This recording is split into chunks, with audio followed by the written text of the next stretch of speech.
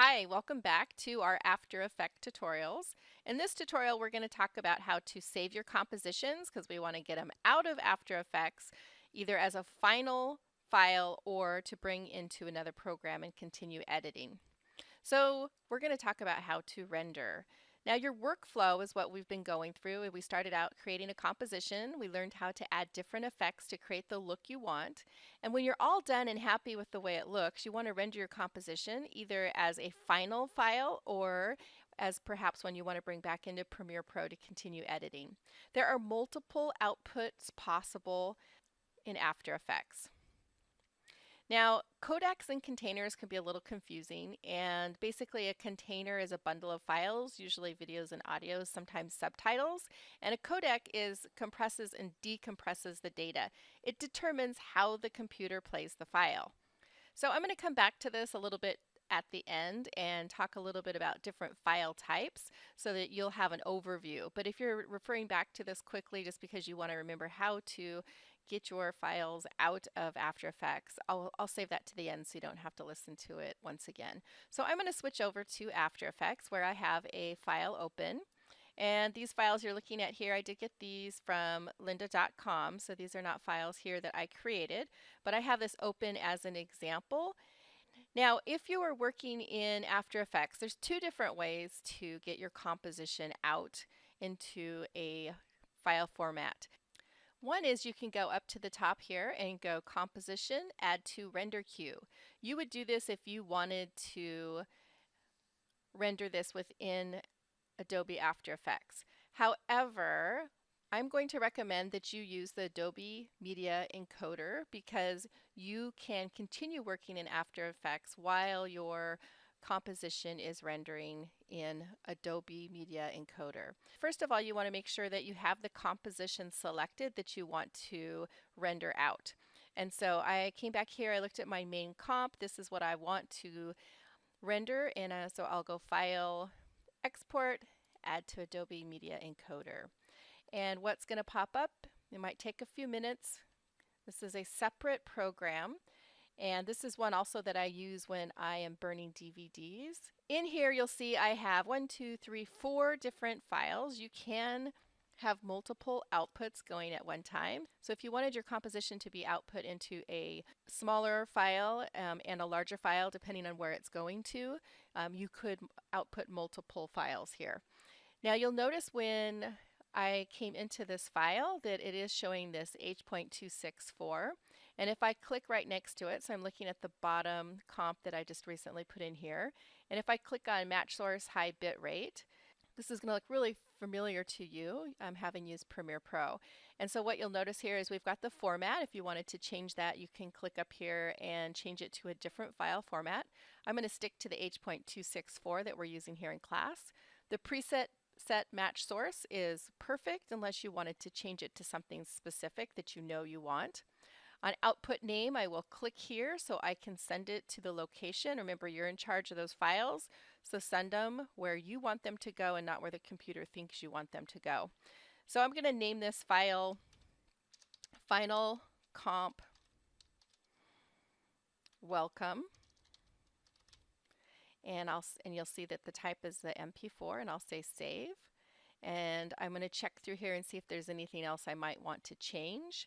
And it looks like this output is quite small here. It's a 640 by 360, and it's only at 24 frames per second. So if that's something that, generally when you start a project, you set up those parameters ahead of time. And so when you export, it's going to export size and the frame rates that you set the project up, the composition when you started. Then I'm going to say OK. And right here is also telling me where this is going. And then I'm just going to click the Start Queue, which is the green button.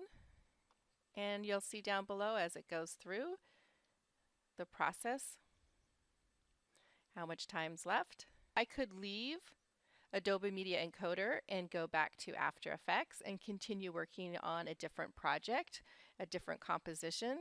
So on larger projects, it can take quite a while for your project to render, and so you want to make sure you give it enough time, and then we'll just pop back in here to After Effects and we can continue working. Now I can see within After Effects here that we had this at half, and if I want it to be a higher quality export, I'm going to make sure that says full. And so if I put this on full and then I go File, Export, Add to Adobe Media Encoder, and then I click here on the last one I sent in here, I'll see that this is now at 1280 by 720. It's still at the 24 frames per second. We normally are shooting at 29.97 here in class, but that's one way you can adjust the size of your video. You can also decide whether you're exporting just the video or just the audio if you only want one of those, and you can double check here if you want to change anything. All right, and then I'd say OK and click on the green button. Okay, so that's a lot easier than maybe you thought it would have been. It's just really knowing where to go. So we were talking about codecs and containers at the beginning of the video, and I would like to go in and talk about the types of formats. Now, depending what you want your final file for will determine what file type you will want to export. If you're going to put your video on YouTube, MP4, FLV, MOV, or AVI, work great, as well as MPEG and the WMV and the SWF. Now, if you're going for HD for TV or computers, you want to use MOV, AVI, or an MKV. These take up more space. They're a higher quality. If you want to burn your files to a DVD, you want to use the MPEG 2. And if you're going to be putting these on a website, there's the WebM or the HTML5. These have smaller sizes and they're easier to stream. As far as video formats, there's the Flash FLV, Flash video format, supports streaming and progressive downloads. And AVI was created by Microsoft, and I looked this up, and AVI I did not realize stood for Audio Video Interleave. So this stores data to be encoded in different codecs. So when I transfer files from tapes, that they always come in as an AVI, and then I save them in the codec that I want. The MPG is a video format used to create downloadable movies. The 3GP format is to transfer video and audio files between 3G cell phones and internet. There's so many more video formats besides just these, and often if I hear of one I don't know about, I just Google it to find out what it's used for. I've had people ask me to, why can't this run? What do I need to do? And if it's a file format I haven't heard of, I'll look it up so that I know what its native, application is, because that helps if you know how it was created or what it was intended to be used for. So if you ever see any that you're not sure what they do, I just go to the internet and Google it, and you can find out more than you probably ever wanted to know about that file format. So that wraps up our workflow in After Effects. We've gone through and we've created our videos, and we now know how to get them out of After Effects so we can either finalize a project or continue working in a different application. I hope you've enjoyed going through this series, and I look forward to creating more for you, and we'll see you next time. Bye-bye.